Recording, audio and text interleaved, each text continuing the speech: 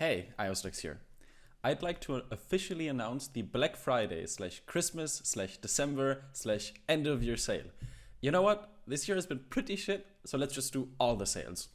Starting now, the 27th of November until the 1st of January, sessions have a flat 50% discount. Whether you play on console or PC, speak English or German, play Overwatch or Valorant, head over to ioStux.com and secure your sessions. Keep in mind that purchased sessions last indefinitely, so you can stock up on sessions for cheap using the discount, and then use them throughout the year without having to worry about them expiring or anything. Whether you want to get a session for yourself or a loved one, the feeling of getting better at something you're passionate about is one of the best gifts you can give. The reviews speak for themselves. Yeah, sounds good. Okay, perfect. How old are you? I'm 17. You're 17. Okay, so you're still pretty young. Oh man, you Yeah. have so many years ahead of you. I'm kind of jealous. Not gonna lie. It's like I'm 22. I'm having a midlife crisis over here. Trust me, it only goes downhill from there. But yeah, so the way we're gonna structure this is first I'm gonna go through the form that you had to fill out, and then after that we're gonna go over some gameplay, and then hopefully you'll be able to know where to go. Now, you didn't put down a lot of information in your form. So if you feel like you have anything to add at any point, don't hesitate interrupting me. Okay? Yeah, sure. Okay, so the first question that I have, and this is really more out of curiosity, I asked you what your monitor refresh rate was, and you said 200 hertz. Well, I actually have a 240 hertz monitor, but I don't really get 240 frames on my computer, so I ended up just setting the Overwatch refresh rate to 200. So that's what I play at. You mean you limited the frame rate, or you changed the refresh rate? I didn't actually change the refresh rate of the monitor. I limited the frame rate in Overwatch, so Well, yeah, but I then go you're to still 200 frames max. then you're still playing at 240 hertz, but you're only feeding at 200 frames. You know? Yeah. That's like me asking you, how big is your cup of coffee? And then you tell me, oh, well, I have 100 milliliters in it. Like, that's not really the question I was asking. But it's okay. That was sort of curiosity because I was wondering if there are like 200 hertz monitors now. Now, you said that you've been playing seriously since summer 2020. Can you elaborate? So I've been playing the game for like a long time. Like I've been playing the game since like season 6, but I didn't really I wasn't really like actively trying to improve until like last summer. Like I wasn't thinking about what I was doing at all. So what happened in summer? I mean, I just kind of I'd quit the game for like a while because I was pretty not excited about playing double shield for the whole year. Mm-hmm. So I came back whenever Genji got buffed over the summer, and then I started playing, and then I realized like I didn't really like I kind of had more fun playing the game, and I was actually thinking about what I was doing instead of just like mindlessly playing and like tilting when I lose and not really knowing why I lose. So I just started like watching YouTube videos and like trying to understand my decision making a little more. So what happens if the meta goes to shit again? What do you mean? I mean, obviously the game always gets updated, and you said that back then you kind of ditched the game because you didn't like double shield, right? Yeah, I mean it's double shield again, and I'm fine with it now. But like at the time, I just didn't really feel like playing it. So why are you fine with it now? What changed in your mindset? Because I'm kind of just more invested in the game than I was back then. Like What I do you put a mean lot by more time invested? into, like I put a lot more thought into improving, and I put a lot of time into like actually thinking about how to play the game. So quitting now would just kind of be a waste of the last few months. So that's your motivation. Like you don't want to quit because of sunk cost fallacy. Kind of, but like I also enjoy the game like a lot more than I did back then anyway. So Right, but how much of it is sunk cost fallacy? Because it does. I mean, I'm not saying this to like discourage you, right? But it's just something that's good to know, like moving forward. How much your motivation stems from? Oh well, I've put this much time into the game. I might as well, continue playing it, because ultimately sunk cost fallacy isn't really a good motivator in the long run, and that can cause you issues. Like, there's nothing worse than spending months and months and months into the game, and then all of a sudden you're like, well, I don't think I really like the game, and that distaste for the game kind of starts to outweigh the sunk cost fallacy. Reaching that point can be a little frustrating. So the thing that's important to me is that you are 100% confident that you actually, genuinely enjoy playing the game rather than you know, I put this much time into the game, I might as well keep going. Yeah, I mean, I definitely love the game. Like, Mm-hmm. of course, like if I didn't like the game, I would just quit. But Okay. I actually enjoy playing the game, and I've put a lot of time into it. So like, I'm gonna keep playing it. You Okay. know? So you said you want to hit top 500. Yeah. Why? Like, why do you I care? mean, honestly, I just like competing at the highest level of a game is always the most fun part of it to me. Like, I really enjoy being good at video games. Mm-hmm. So I would like to be able to compete at the highest level for whatever reason. Well, for that So that's reason, like not for just an whatever reason. intrinsic motivation that you have, basically. Yeah. Okay. Now, you said that you have previous competitive experience. You were a semi-pro in Destiny 1. Um, Yeah. do you understand what the term semi-pro means? Like, I mean, I like played in tournaments. I don't really 100% know what it means, but like I played in tournaments and I got paid for the tournaments I won. So Okay, yeah, okay, so you do know what semi. So basically, yeah. being a professional means that it's your full-time occupation. Being a Hmm. semi-professional means that it's a part-time occupation. Yeah, it's definitely part So time. if you make money, it's part-time. If you make enough money to live off of, then it's full-time. So that's professional. Mm. Okay. Okay. Yeah, I didn't know that Destiny 1 had like a semi-pro scene, to be honest. So this is like new territories for me. Now, Yeah, well, it was very small, but it was there for sure. next question. I asked you what characters you play, and whenever someone writes down something like Sombra, I get a little wary. There's nothing wrong with the answer, but just out of curiosity, why Sombra? Like you put her as the Um, first character in the list? yeah, she's definitely my main this season. I don't know. I just enjoy playing Sombra. Is there a problem with that? No, there isn't, but it's very important that. Okay, so you wrote down that you want to reach top 500, right? Yeah. Whenever I read that someone wants to top 500, I approach the session differently to someone who is, say, in gold and dreams of becoming diamond. You know, Mm. if someone is in gold and they want to hit diamond and they write Sombra, then I go, you know, yeah, sure, whatever, you know, do whatever, do what floats your boat. But when someone writes down they want to hit top 500, then the reasoning becomes a little bit more important. And saying that you play a certain character simply because you enjoy them is not as valid anymore, because ultimately Overwatch is a little bit like, what's a good analogy? Um, you know, it's kind of like when you're playing a card game, you know, like a trading card game or something. Like there's one card that you think is really, really cool, like in, you know, in Yu-Gi-Oh, you know, people play Blue Eyes White Dragon or some shit. But you can't just have a deck of like 40 Blue Eyes White Dragons. You need to have like cards around it, you know. And it's kind of the same thing in Overwatch, where even if you think that one character is cool, ultimately you need to make certain decisions that are just objectively good. And it sounds like you're not playing, you might not be playing Sombra because she's objectively the most correct pick in each situation, but rather because you just have like an affinity for her, because you like her. The reason why that's Yeah. problematic is because it can make you less objective in your decision making. Like when we're talking top 500, we're talking no compromises, right? If someone wants to reach top 500, what that basically translates to is I am willing to put in like to make sacrifices and to base all of my decisions on what is objectively correct, on what is objectively the most optimal decision in each situation. Can you say with 100% confidence that every single time you pick Sombra, she is objectively speaking the 100% most correct and optimal pick in that situation? No. I mean, is it like is it? I don't think that hero is Are ever you happy with 100%. that answer Yeah. then? Because if you I want to reach mean, top 500, is that a compromise that you really want to make?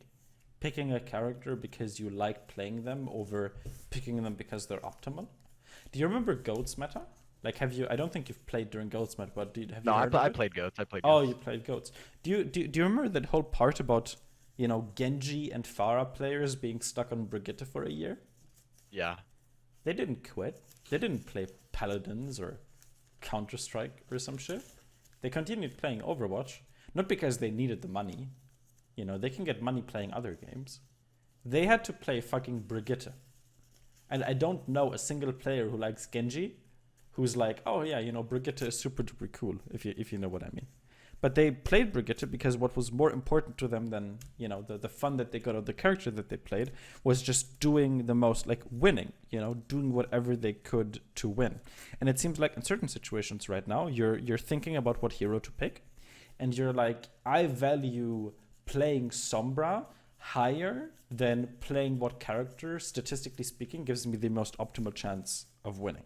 Now, just to clarify here, okay, you're chilling in Diamond, okay? Yeah. You playing Sombra is not the reason you're in Diamond. You can one-trick your way as Sombra to top 500. That is not what I'm trying to get at here. What I am trying to get at is your overall mindset. Because the thing you need to understand is that when you want to reach top 500, winning team fights and making the most optimal decision in every single situation is the only thing that's relevant. Okay? Okay. And right now you are valuing personal enjoyment, aka I really like playing Sombra, over thinking about the most optimal hero pick. And that while the Sombra pick is not necessarily problematic, especially given your rating, it could be later on, but right now you can pick whatever you want. I mean, it's fucking Diamond. The mindset is going to, it basically says a lot about your general improvement focused mindset on the game. Does that make sense?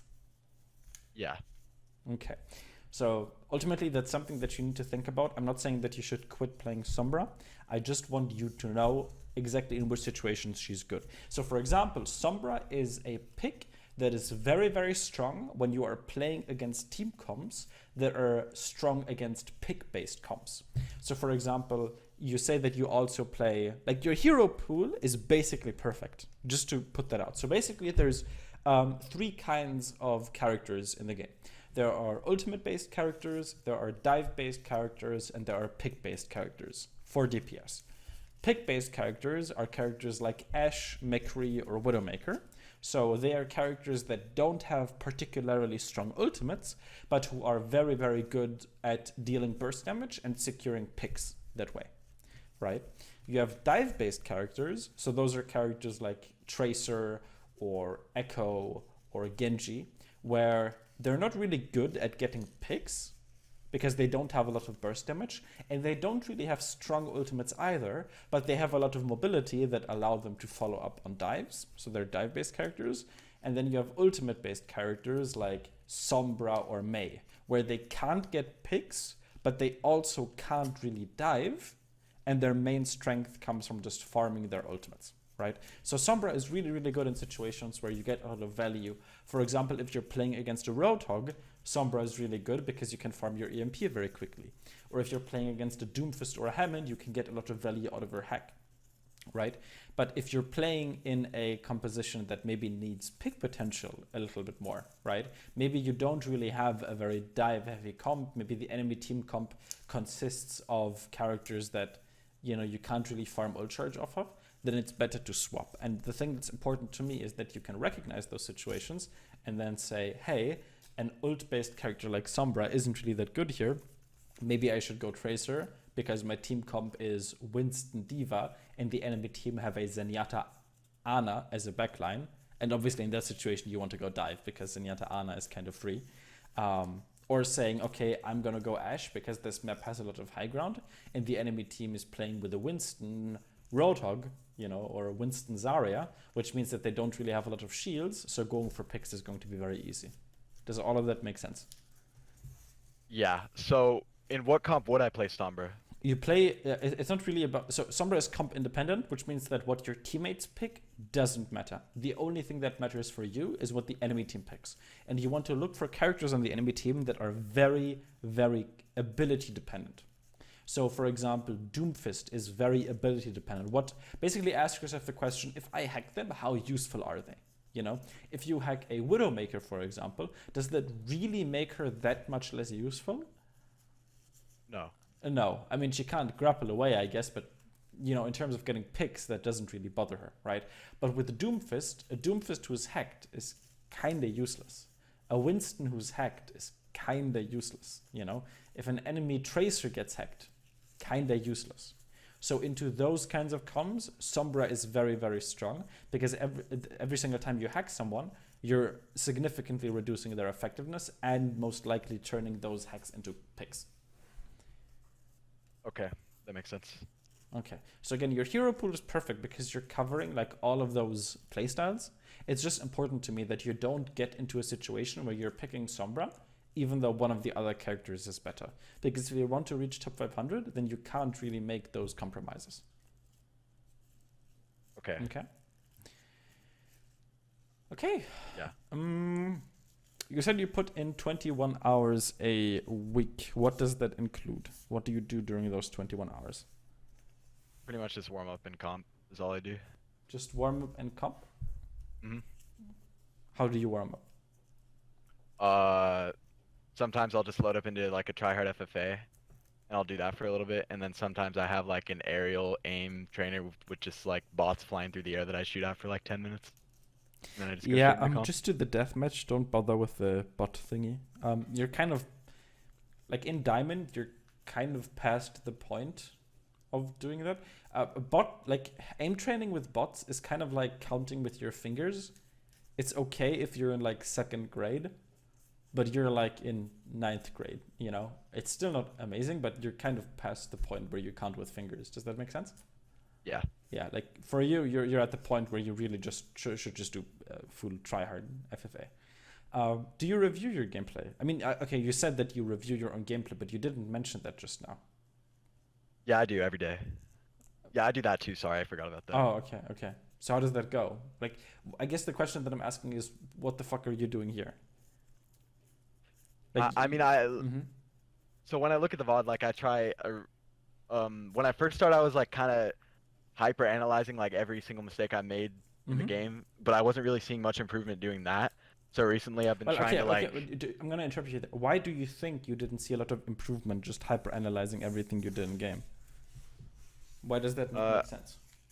Thinking about it now, I mean, I didn't really focus on one thing ever, so I ended up not improving on anything because I was just thinking about too much. Stop talking. I am a little stupid. I unplugged my headphones. Okay, now you can...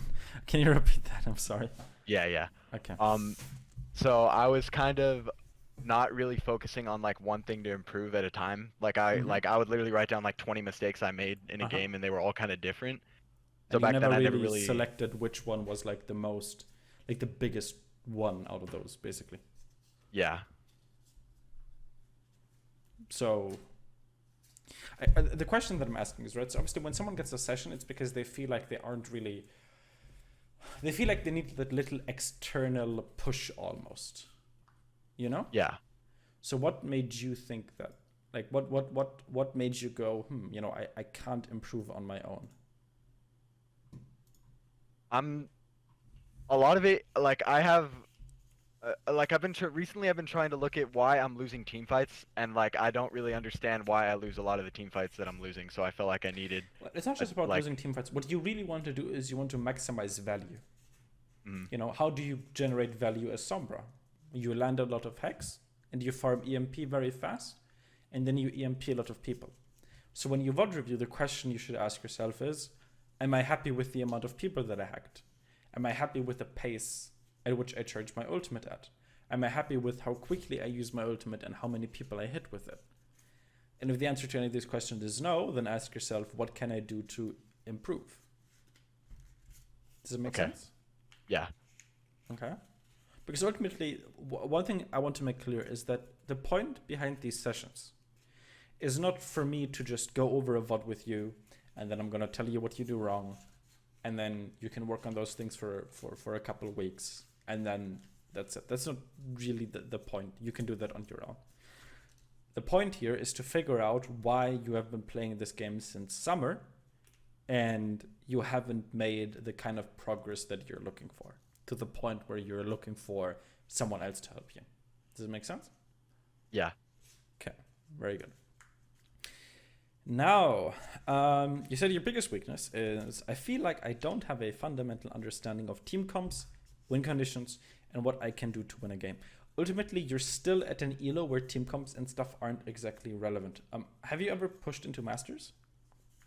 Yeah, I peaked GM and I was like a Masters player for a long time, and then I kind of have been just back down into Diamond recently, which is weird because I've Did been you in change your Diamond since playtime? I've been trying. Um, Like, did you no, play more when you picked into GM?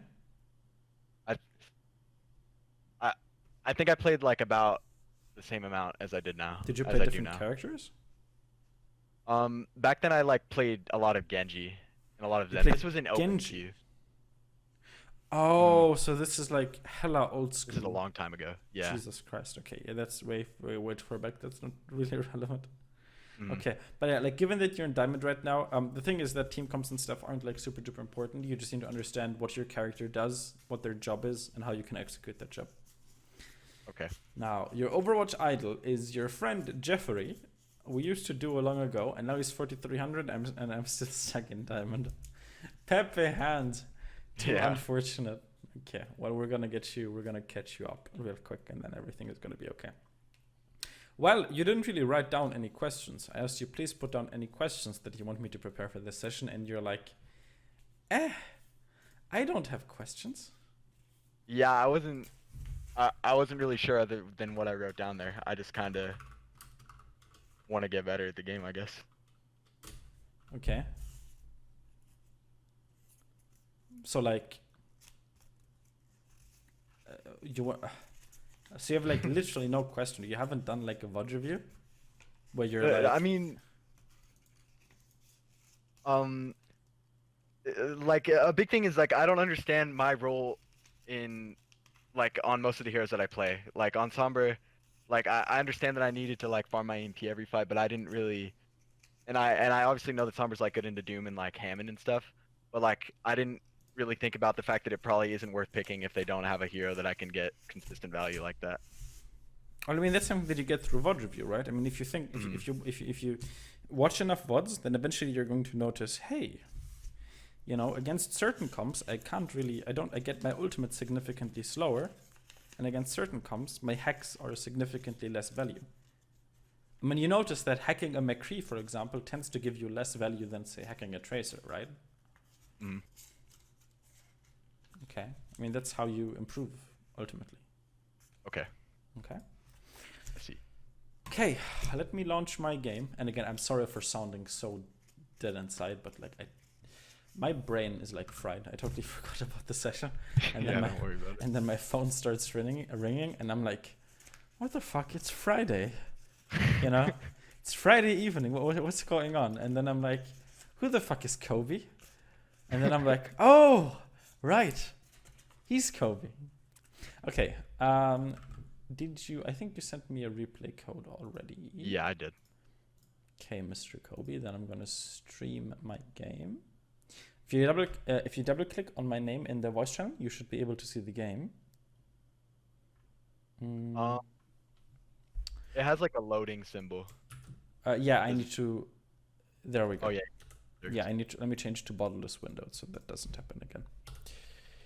Why does the game look like shit? There we go. Now the game doesn't look like shit. Career profile, replays. So you can see the game? Yeah. Very nice. Yeah, we're pretty much on schedule so far, so that's good. I usually tend to like prefer doing like 50% talking and then 50% VOD reviews, so we're basically right on track since we started a little early. So, who the fuck are you? I'm Ashe. Kava? Yeah, Kava, sorry. Why? See, this is another thing I don't understand. Why are you called Kobe in Discord, but then in game you're called Kava? Is this like a Smurf account or? No, that was like my alias, but like I just put my name as my normal name on Discord. Oh, okay, But Kava's okay. my name on everything else. Okay. Did you get a chance to look at this VOD beforehand? Not intensively. I kind of like grazed Well, then over what do you a feel little bit. like? What do you feel are your issues with Ashe? I feel like my positioning is like okay, but like I don't. like sometimes I feel like I don't get consistent value. Like sometimes I'll hit a lot of So shots and I feel like I'll be in a what does good value position. mean as Ashe? What Like kind of picks. character is Ashe? Picks. Okay. So looking at the enemy team comp, you know that you can see the team comp 15 seconds into the game, right? I didn't know exact time, but I do now. 15 seconds. Yeah. You press tab, Yeah. you see the enemy team comp. Looking at the enemy team comp, it should be very obvious who your primary targets are. Who are your primary targets in the enemy team comp? Like Anna and McCree. Very good. Lucius too mobile and hard to hit. Reaper can press shift. Hammond is a piece of shit. Sigma is too tanky. Okay? Yeah. So basically all you need to do this game is just make sure that whenever you're not shooting the McCree or the Ana, you do something to get closer to shooting the McCree or the Ana. Okay.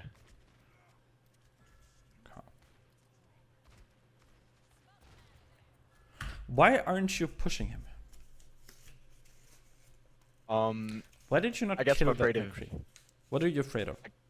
probably like the sig on the right was what I was thinking about. But why that? I don't understand. Why does that matter? I mean, it doesn't really, because I have a mercy pocket, right? So I could just push that without being scared. No. I'm not even talking about the mercy. I mean, in general, like you're up here on high ground, right? Mm-hmm. And then here you see the McCree. Looking at this situation, who has the advantage?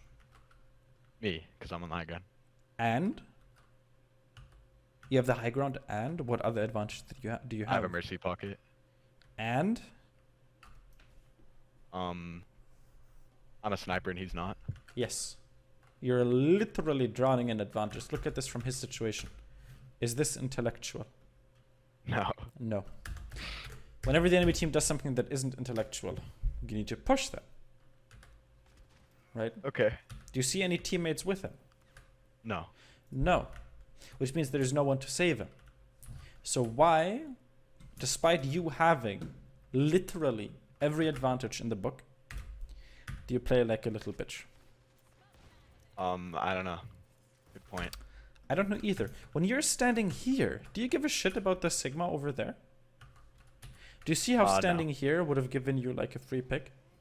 Yeah. You could have killed him, and maybe this Mercy would have been stupid enough to resurrect him, which means you could have killed her too. Okay. Okay.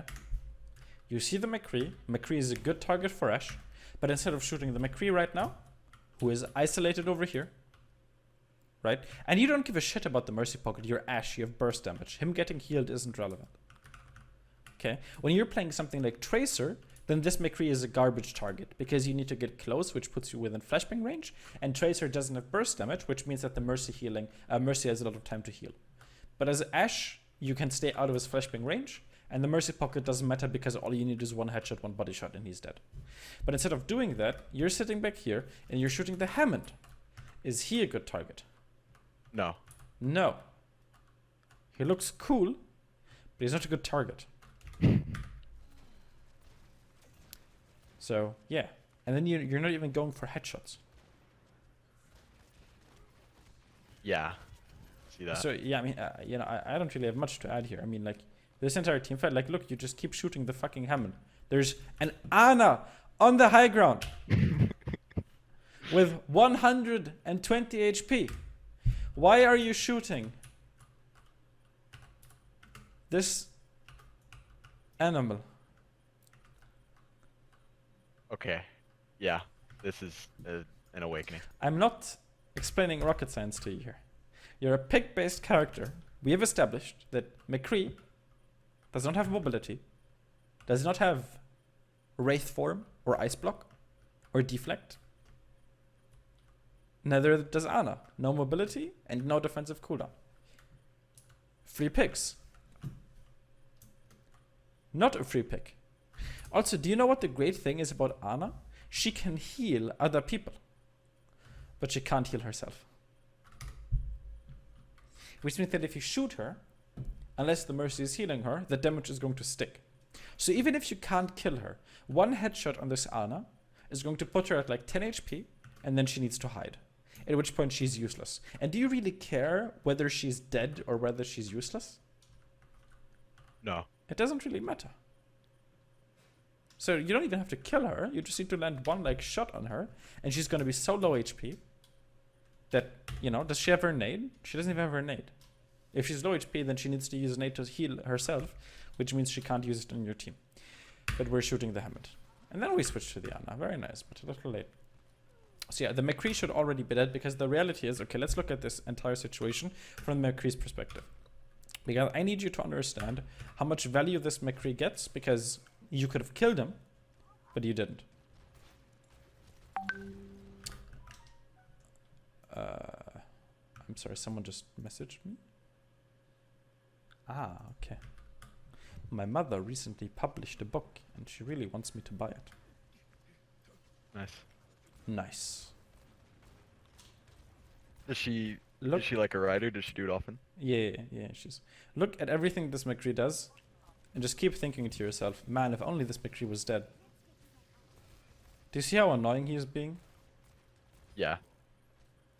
Do you see how much damage he's dealing? Do you see how he's like forcing everyone away? Imagine he wouldn't exist right now. Imagine your Zarya was still alive. Imagine your Genji was still alive. But what the fuck are you doing? You shot the Hammond. God bless. That's the reason your heart stuck diamond. Yeah. Okay? You kill people after the team fight is over. And then you look at your stats and you're like, ooh, look at my stats, so good. But like, it doesn't matter, team fight is over. You know? Okay, I'm gonna alt-tab real quick because I need to see what my mother sent me. Ah, okay, yeah, she sent me the link to like collect. Nice. Okay. Oh, you killed the McCree. Wait, I'm sorry, I was alt-tabbed. Let's look at that again.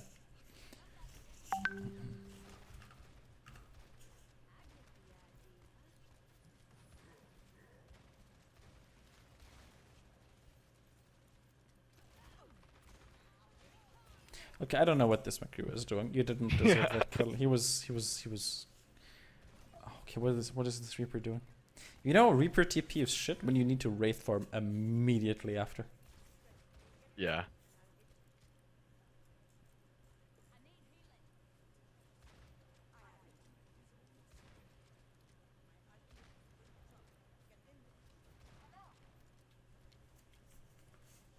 Do you have any questions so far? Because the enemy team is kind of AFK right now.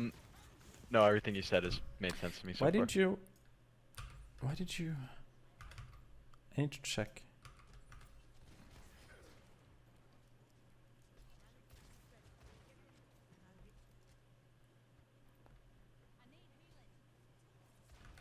Why did you get off high ground?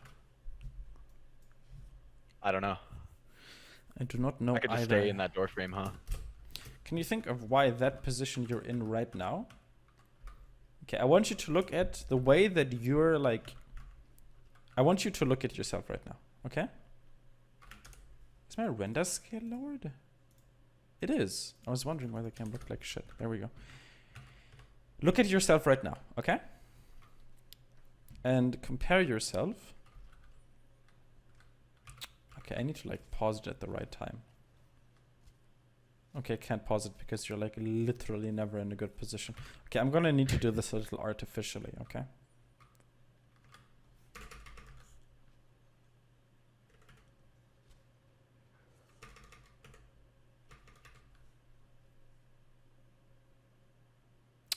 Okay, let's just pretend you didn't jump there.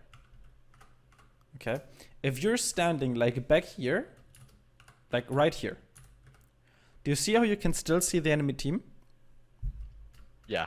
But if you're standing back here, how much can the enemy team see? Not at all, really. Well, kind of, but like I can just get back into cover. Yeah, like they can see your head, maybe. So if there's a potential position you could be in, where they can only see your head, why do you jump on the bus, where they can literally smell your feet, see your feet? Like, do you see how exposed that is? Yeah. Why do you give them this much like area of attack? I shouldn't. You should not. The safer your position, The point being in a safe position is not necessarily because it prevents you from dying. You can be in aggressive positions and also not die. The point of being in a safe position is that it is less mentally taxing to stay alive, if that makes sense. Like you can focus more on like target priority on killing people, but do you see how right there, look how stressful this death was? Because you drop down and then you need to like go away and you're at 70 HP and then the mercy pockets you and you still die. Whereas if you would have stood up here, all you need to do is just shoot squishies. You know? Do you see these 3 little piggies? Fresh meat. Yeah. To be fair, a lot of this is also experience, you know? Like with enough experience, you'll realize that that balcony position is kind of busted. And the only time you should leave it is if you need healing. But yeah. Like this entire game can be summarized as they have an Ana and a McCree, and for some reason I never shoot them. Maybe my mother needs to write a novel about this game, you know? How I wasted 20 minutes of my life not shooting the targets I can actually kill. Like, do you see how much this McCree is doing? Yeah. You could have established dominance over him within the first 10 seconds of the game. But instead you let him feed his ego. Also, by the way, right now you're getting snowballed. Like, you're basically useless until you either get a pick, which you can only do if the enemy team does something super stupid, or by farming ultimates. Then when your team has 4 ultimates, so that should be enough. As long as Sigma ultimate doesn't kill you guys here, you should be able to stabilize. Ooh, you're flanking. I like it. Huge! You really showed that McCree who's boss. He may not have defended himself, but it's okay. Okay, this flank is a little aggro. Why did you leave so soon? Couldn't you at least try to like shoot something? Yeah. Let me rephrase. What? Right here, you turn around. What has the enemy team done so far to like force you out? Nothing. Nothing. Don't you feel like it would be more annoying for the enemy team if they actually had to give a shit in order to push you away? Yeah. Like all they do is breathe, and you're like, oh, spooky, I'm gonna go. That's not how you climb. Because in high elo, these people are gonna turn around immediately and you're gonna die. But in low elo, what happens if the enemy team doesn't even realize you're there? Or what happens if they ignore you? A Smurf would have waited until the enemy team actually did something, and in the meantime, he would have killed the Ana. But you, instead of waiting for the enemy team to, you know, prove that they actually have a brain, you just assume that they have a brain and you run away. You even used your bob and you just run away. I'm confused. You think that was a bad bob then? No, the bob is fine. You ditching your bob is what's bad. Okay. Like you ult and then you run away. If you wanted to run away, then why bob?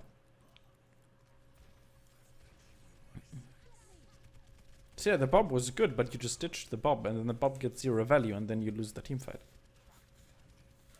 Okay. See, like these questions are not oriented around picks. You're giving the enemy team respect that they haven't earned. You saw the McCree and you decided, oh well, guess I'm gonna back off. You were up on the high ground, you decided, oh well, guess I'm gonna drop from high ground. You were on the flank, and the enemy team didn't do anything, and you were like, oh well, guess I'm gonna go off that flank. You're taking these aggressive positions, you're focusing on the right targets, and instead of waiting for the enemy team to do something to force you away from these positions, you just poop your pants and you're like, I guess I'm gonna go. You know what I mean? Yeah.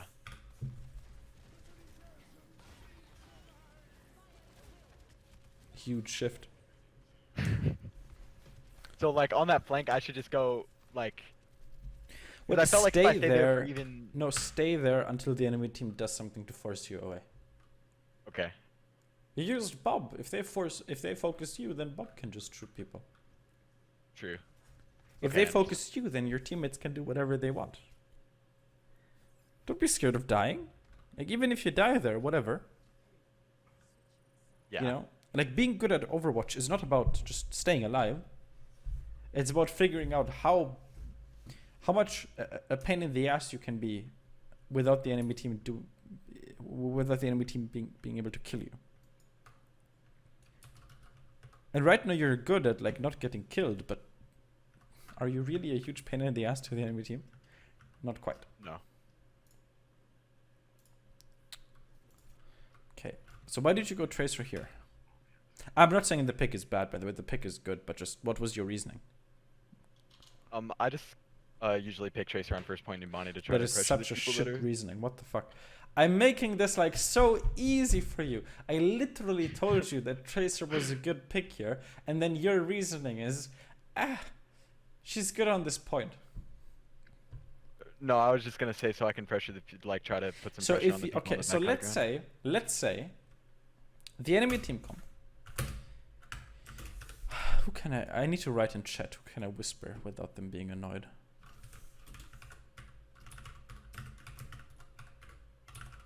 Can I write like this? Yeah, I can. Okay, good. I'm sorry, Optimus. I'm gonna DM you while you're offline. Okay, so imagine the enemy team comp is Lucio, Moira, Doomfist, Echo, Hammond, Winston. No, Diva. Imagine that is the enemy team comp in the bottom left. Okay. And your team comp is Ryan, Orisa, Ashe, Widow, Ana, Zen. In that situation, would you go and pick Tracer because, oh, Tracer is good on first point no ban? No, Why not? because there's nothing really that I can kill And reliably. there's no one on your team to follow up. Yeah. So Tracer makes no sense. And yet just now, your reasoning for picking Tracer here was she's good on the point, which means you didn't even take into account your team comp. So what would have been the correct answer? Why is picking Tracer here a good choice?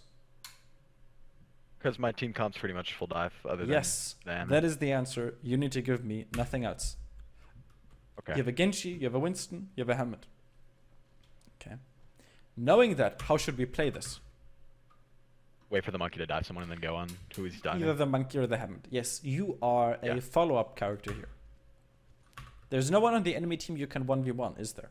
Maybe the McCree, that's kind of a skill matchup, but generally speaking, you don't really want to take 1v1s here because the enemy team is kind of a pain in the ass, right? Which means that you rely on your teammates going on. Your Winston just went in. Where the fuck are you? Other side of the map. Right? Your goal should just be to follow the Winston.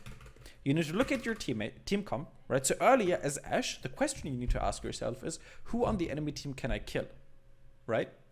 As Tracer, your question is, who on my team can I follow up? In this case, it's either Hammond or Winston. So you need to get into a position and keep track of the Winston and Hammond. So when they go in, you can follow up, right? So the question that I have is here, why the fuck did you turn around? Your Winston is up here on the high ground, right? And he's about to dive in. I don't know why he bubbled. He's a little mentally deficient, but it's okay. Your Hammond went in, your Winston went in. And you were right here. Why did you not continue walking? And then right here, you could have started shooting people. Why did you turn around so that while your Winston is in there, you're back here? Explain.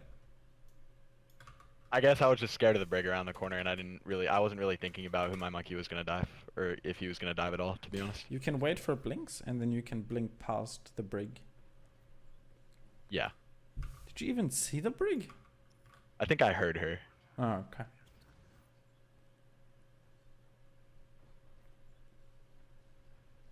That's pretty funny, actually. I mean, look at your Winston. He's up there, but like, there's no one with him. Your Hammond is literally solo killing the McCree. And the problem is, look, like honestly, that was pretty solid, you know? If someone else was with you on the Baptiste, that would have been pretty solid. Like, mechanically speaking, this was really clean, tracking-wise. Maybe, I don't know if the melee connected, you know, maybe you could have even killed him. But the problem is you're playing, like, solo Tracer here. You know? Like, now you're following up on your Hammond, you know, like, this is nice. This is good. But the problem is, because you went alone right here, you recall. And what does recalling do as Tracer?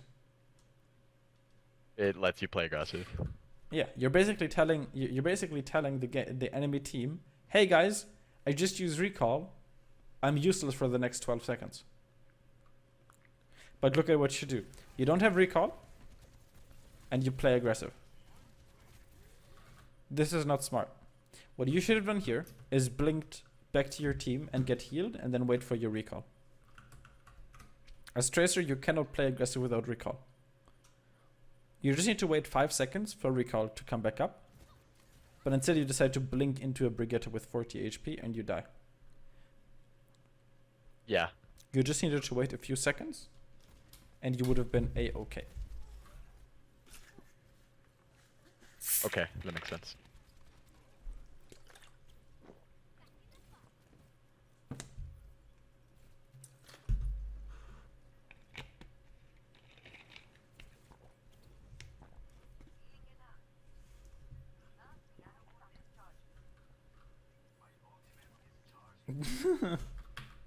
I think if you wouldn't have blinked there, the McCree wouldn't have like all tabbed back into the game.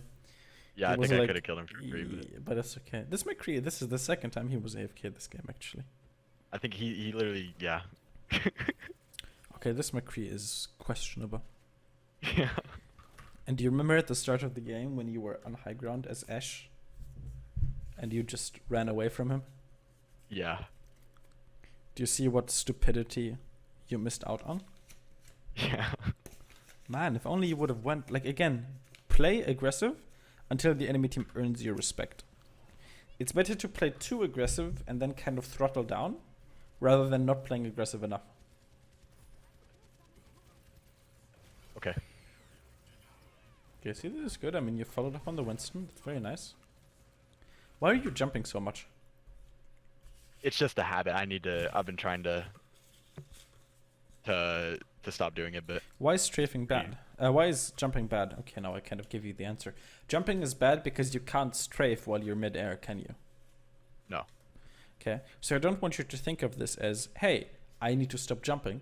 I want you to think of this as, hey, I need to strafe more. And when you're trying to build the habit of strafing more, you're automatically going to reduce the habit of jumping because it's going to prevent you from strafing. Right? Yeah. Oh, huge sticky. See, like the thing that tilts me about this gameplay is like these are GM level mechanics, like just to make that clear, you know? Like I don't want you to get all wet in your pants, but like mechanically speaking, this is GM level. That's like out of the question. But you're just playing so ridiculously brainless, it hurts me. You're an Ashe running away from a McCree, even though you have a range and a high ground advantage. You're on high ground, you're randomly dropping down. You have like a huge flank, you could kill the Ashe the Ana right in front of you. No one on the enemy team is focusing you. You run the fuck away. You're playing Tracer, you're going on a flank, you know, you have a Winston, you have a Hammond, you have a Genji. I ask you, why did you pick Tracer? You answer, oh, well, I guess this point is pretty nice for her. Right? And because you don't understand why Tracer synergizes with this team comp, when the Winston sets up for a dive, you're running away. You're running in the wrong direction. You know? Yeah. That is kind of bad.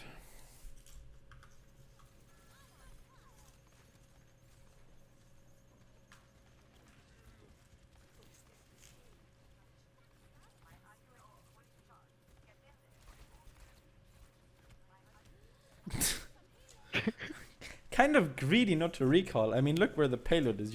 Okay, whatever. Yeah. Was that worth pushing? No, but I mean, you could have recalled because you were low HP. It doesn't really matter. Okay. Okay.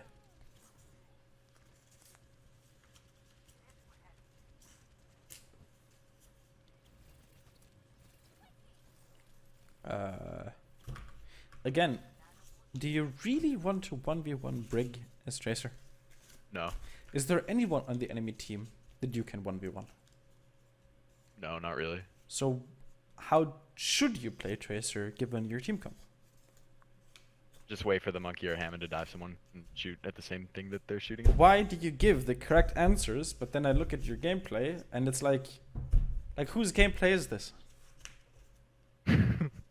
I mean, yeah, I was not thinking about the team comp at all during this game. Was this your COVID school project? Just letting some random dude play Overwatch and then seeing if you can trick an Overwatch coach into reviewing his gameplay? You know? My little brother's gameplay. You have 50. Just recall. Oh my god, that was so greedy. Just recall. Yeah. You have recall for a reason. You know, when you're that low HP, just okay. But yeah, I mean, you wrote in the forum you don't understand win conditions. I mean, it's pretty straightforward. As Tracer, you dive. As Ashe, you get picks. In order to get picks, you need to know who to pick. In order to dive, you need to know who to follow up.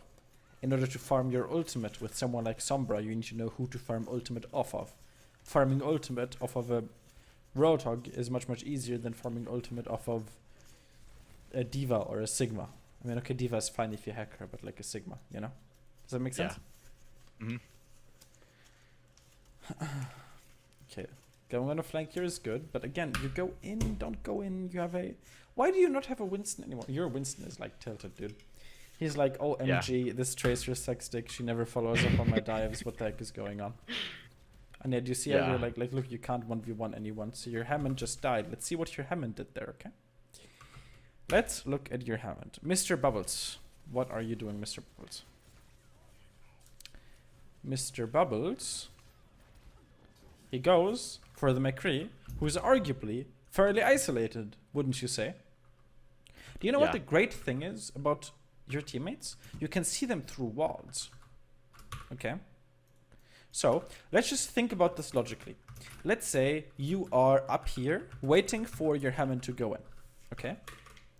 And look at the silhouette of your Hammond. Okay? You cannot see the McCree. You can only see the Hammond's outline. But don't you think it's a little obvious that the Hammond is in there with someone else? Yeah. It is. So if you see this, you go blink, blink, drop a little, see the McCree, start shooting him. Okay. And do you see what that would have done? Yeah, not only would your Hammond not have died, also this explosion effect is kind of janky, Jesus Christ, Blizzard, would have saved the Hammond, it would have killed the McCree. But where are you? 1v1ing a soldier in his helix field, right next to an Ana and a Baptiste. You think you can 1v1 him? This isn't bronze. No. He knows how to press biotic field. Okay. He's not playing with his grandma's smartwatch. He's using a keyboard. He can press E. You can't kill him. So on the other end of the map, if you would have just looked at your Hammond, if you would have just asked yourself, who do I need to follow up here? Then you would have kept an eye on the Hammond or the Winston. You would have seen when they go in, because you can see them through walls. And then you follow up. You don't even know who they jump on. All you need to know is that they jump in, and then you follow up. Because you do eventually kill the soldier, but by the time you kill him, it takes you so long the team fight is already over. Yeah. Huge pulse bomb. Stop going for those. Like, I know what you're trying to do, like with the blink pulse bombs. You probably watched like a YouTube guide on them. They're very flashy, but like 90% of the time you can just do a regular pulse bomb. Like, you don't need to do a blink pulse bomb. It's kind of like quick scoping as Ana. Like, it's cool, but it's not really something you need to do. Like with that Ana right there, if you would have just taken a little more time, you could have landed the sticky. Okay. Yeah, like blink pulse bombs are more difficult than regular ones, because with regular ones you can like throw them on the ground, so even if you don't directly connect them, there's still a chance that you can get the kill. Okay, right here your team's not carrying you. Unfortunate. Yeah, again, like right here, it kind of sucks that now you only have the Hammond. See, that's good. You just followed up on your teammates. Okay. So now looking at your team comp. Do you really still want to be on Tracer? No. No. Like what I would do here is farm Pulse Bomb. Try to stick. Okay, actually, no, you died. Honestly, don't even give a shit about Pulse Bomb. It's kind of a crappy ultimate. If you don't swap here, I'm gonna be sad. Swap! I don't think I do. Please! We'll see. Thank God you did. Very nice. Very nice. You did it. Okay. And the Sombra pick isn't even that bad here. Like, Baptiste is a very high value hack because he can't Immortality. Hammond is a high value hack. Like, the Sombra pick here is actually pretty nice. I kind of like it. Your positioning here kind of sucks though. Don't you want to farm ultimate charge? Is this really the best position to farm ult from? No, I should probably go top. Yeah, I'm not sure why you didn't. Run, boy, run. What the fuck are you doing? Why would you fight him? Just keep running. Don't fight anyone until you have your translocator. Placing down your translocator is basically always priority number 1. Also, are you sure you don't have any questions so far? No, this is... everything you're saying is kind of opening my eyes. Oh, I know. But do you like, so you don't have any questions? No, like the thing you just said, like, just don't engage people unless your translocator's out. Like, I never really thought of that before, so that was good. I mean, right here, Sombra's... What else could I play with this team comp? Like Ashe? Would Ashe be good here? She'd be okay. Yeah, she'd be okay. McCree would be the best choice. But I mean, your team had already picked McCree. So honestly, Sombra's okay. Sombra's okay. What you need to do as Sombra is you need to ask yourself who is most vulnerable to my hack. Basically, every single time you play Sombra into a Hammond, you do nothing all game except wait for the Hammond to go in and then you hack him. Okay. Like, I know it sounds like an oversimplification, and it kind of is, but playing Sombra into Hammond is the most face rolled shit imaginable. You just hack him like that, and then he's, you know, fresh meat. Like, if your teammates were there, he would be dead. Yeah. And the Hammond also gives you a lot of ult charge, because he has a large hitbox and he has very little armor. See, you hack, like, see, do you see how much ult charge you get from him? Yeah. All you need to do is just psychologically abuse this Hammond over and over and over again until he uninstalls.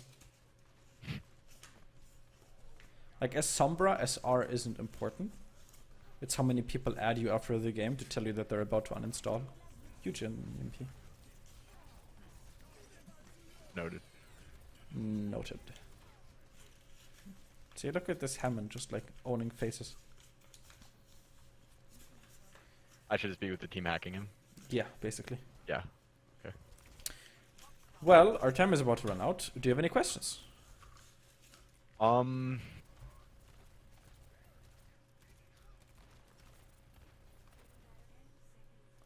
Honestly, not really. Like, everything I wanted to figure out has been answered today, so. I am glad to be of service. Yeah, well, I appreciate it. In that case, I can hit you with the closing statements. If you have any questions, you can just hit me up with a DM on Discord. Again, sorry for sounding kind of dead, but it's pretty late and I did not expect to have a session on a Friday. If you have the time, you can use this link to leave a review. And lastly, right now, until the 31st, until the 1st of January, there's a Christmas sale, in case you haven't seen it. So, in case this session made you go, this was pretty helpful, you have until the 1st of January to get more helpfulness at 50% off. Shameless plug. Okay. Okay, then I'm gonna go sleep, and hopefully, most likely, we're gonna talk again pretty soon. Yeah, probably. I'm that confident. Okay, Godspeed, sir. Have a good one. See ya.